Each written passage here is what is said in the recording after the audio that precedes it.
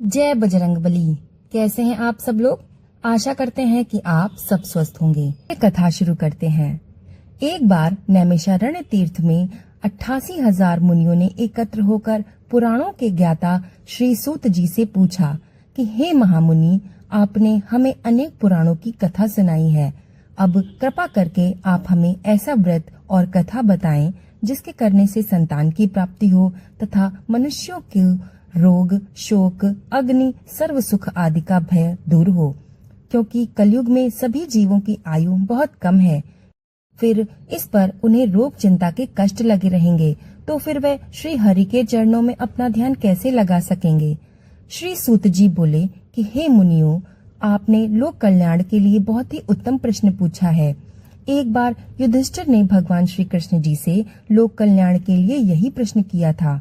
भगवान श्री कृष्ण जी ने युधिष्ठिर से जो बात कही थी वही मैं तुम्हारे सामने कहता हूँ, ध्यान पूर्वक सुनो।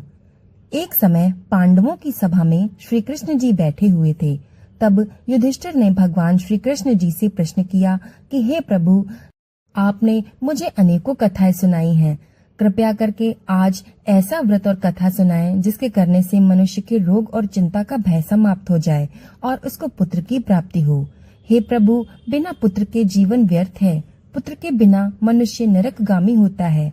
पुत्र के बिना मनुष्य पितृ ऋण से छुटकारा नहीं पा सकता है और न ही उसका नरक से उद्धार हो सकता है। अतः पुत्रदायक व्रत हमें बताएं। श्री कृष्ण भगवान बोले कि हे राजन, मैं प्राचीन इतिहास तुमको सुनाता हूँ, आप उसे ध्यानपूर्वक सुनो। कुंडलपुर नामक एक नगर था जिसमें नंदा नाम का एक ब्राह्मण रहता था। भगवान की कृपा से उसके पास सब कुछ था, फिर भी वो बहुत दुखी था।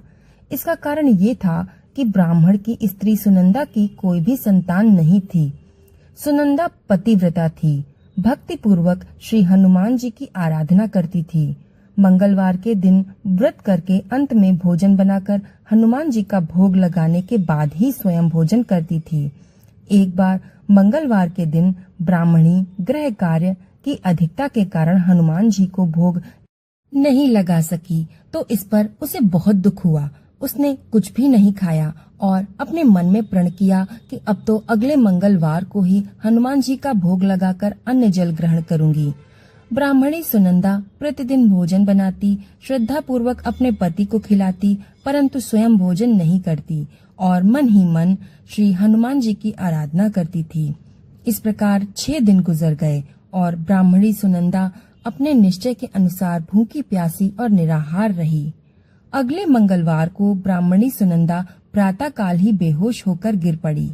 ब्राह्मणी सुनंदा की इस असीम भक्ति के प्रभाव से हनुमान जी बहुत प्रसन्न हुए और प्रकट होकर बोले कि सुनंदा, तेरी मैं इस भक्ति से बहुत प्रसन्न हूँ, तो उठ और वरदान मांग। सुनंदा अपने आराध्य देव श्री हनुमान जी को देखकर बहुत ही प्रसन्न हुई और आनंद की अधिकता से विह्वल होकर हनुमान जी के चरणों में गिरकर बोली कि हे प्रभु, मेरी कोई संतान नहीं है, कृपा करके मुझे संतान प्राप्ति का आशीर्वाद दें, आपकी बहुत कृपा होगी। श्री महावीर बोले, तेरी ये इच्छा अवश्य ही पूरी होगी। तेरे एक कन्या पैदा होगी, उसके अष्टांग प्रतिदिन सोना दिया करेंगे। ये कहकर श्री महावीर जी अंतर्ध्यान हो गए। ब्राह्मणी सुनंदा बहुत हर्षित हुई और सभी समाचार अपने पति से कहा।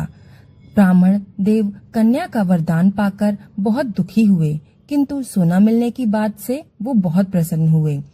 विचार किया कि ऐसी कन्या के साथ मेरी निर्धनता भी समाप्त हो जाएगी। श्री हनुमान जी की कृपा से ब्राह्मणी गर्भवती हो गई और 10वें महीने में उसे बहुत ही सुंदर पुत्री प्राप्त हुई।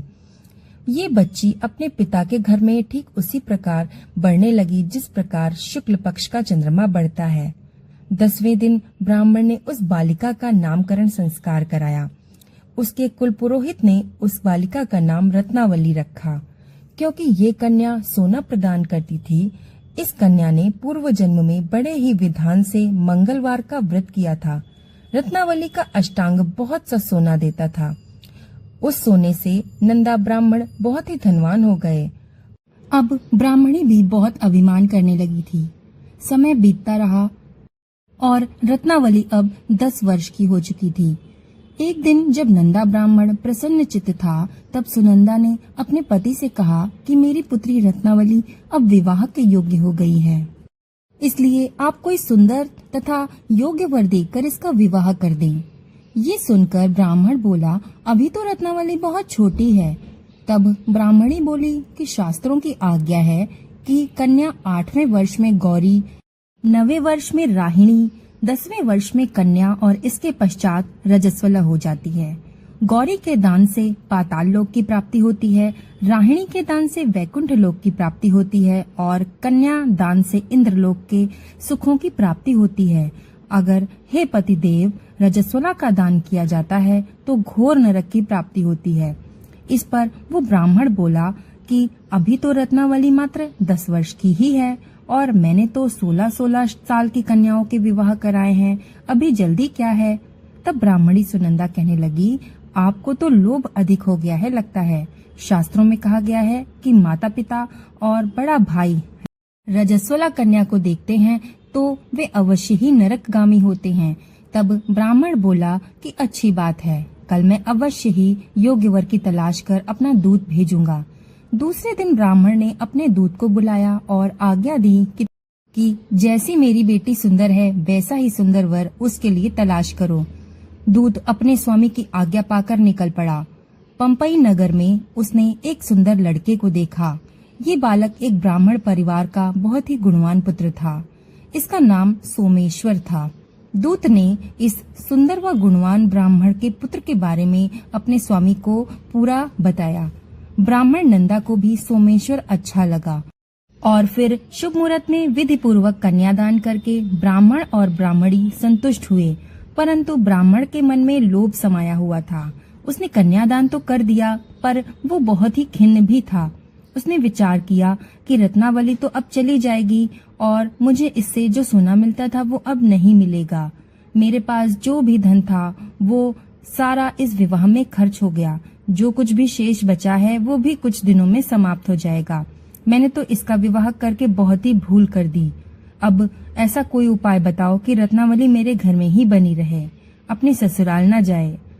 लोभ रूपी राक्षस ब्राह्मण के मस्तिष्क पर छाता जा रहा था। रात भर वो शैया पर बेचैनी से करवटें बदलते बदलते उसने एक बहुत ही क्रूर निर्णय लिया। उसने विचार किया कि जब रत्नावली को लेकर उसका पति सोमेश्वर अपने घर के लिए जाएगा तो वो मार्ग में छिपकर सोमेश्वर का वध कर देगा और अपनी लड़की को अपने घर ले आएगा, जिससे नियमित रूप से उसको सोना भी मिलता रहेगा और समाज का कोई मनुष्य उसे दोष भी नहीं दे पाएगा।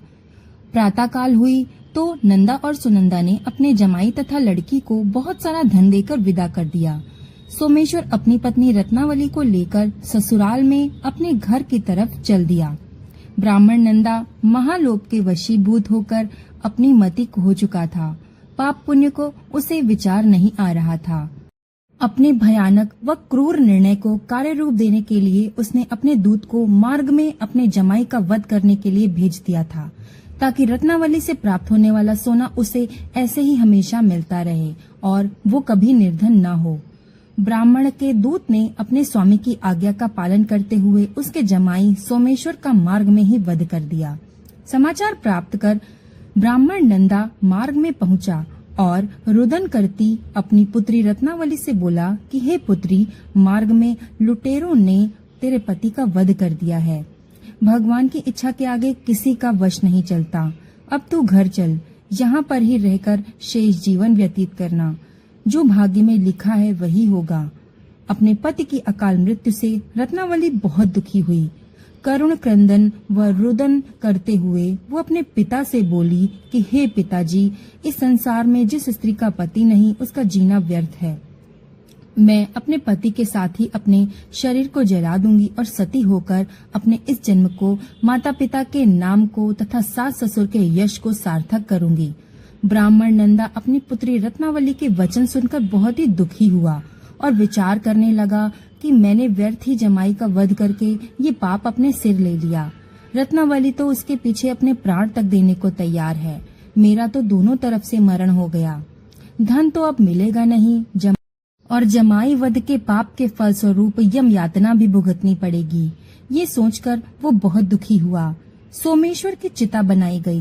रत्नावली सती होने की इच्छा से अपने पति का सिर अपनी गोद में रखकर चिता में बैठ गई। जैसे ही सोमेश्वर की चिता को अग्नि लगाई गई, वैसे ही प्रसन्न हो मंगलदेव वहां प्रकट हुए और बोले कि हे रत्नावली, मैं तेरी पति भक्ति से बहुत ही प्रसन्न हूँ, तू मांग। रत्नावली ने अपने पति का जीवन दान मंगलदेव से मांगा। तब मंगलदेव बोले कि रत्नावली, तेरा पति अजर अमर है, ये महाविद्वान भी होगा और इसके अतिरिक्त तेरी जो इच्छा है वो मुझसे मांग। तब रत्नावली बोली कि हे ग्रहों के स्वामी, यदि आप मुझ पर प्रसन्न हैं तो मुझे ये वरदान दीजिए कि जो कोई भी मनुष्य मंगलवार के दिन प्रातः काल पुष्प लाल चंदन से पूजा करके आपका स्मरण करे, उसको रोग व्याधि न हो, स्वजनों का कभी वियोग न हो, सर्प अग्नि तथा शत्रुओं का कोई भी भय न हो। जो स्त्री मंगलवार का व्रत करे वो कभी विधवा न हो। मंगलदेव तथास्तु कहकर अंतर्ध्यान हो गए। सोमेश्वर मंगलदेव की कृपा से जीवित हो उठा। रत्नावली अपने पति को पुनः प्राप्त कर बहुत प्रसन्न हुई और मंगलदेव का व्रत प्रत्येक मंगलवार को करके व्रत राज और मंगलदेव की कृपा से इस लोक में सुख ऐश्वर्य को भोगते हुए अंत में अपने पति के साथ स्वर्गलोक को गई। यहाँ पे मंगलवार की व्रत कथा समाप्त होती है। इस कथा को जो भी मनुष्य सुन रहा है, भगवान उसके सभी मनोकामनाएं पूरी करें, उसको संतान दें, उसके सारे रोग दूर करें, उसके सभी संकट दूर करें। धन्यवाद।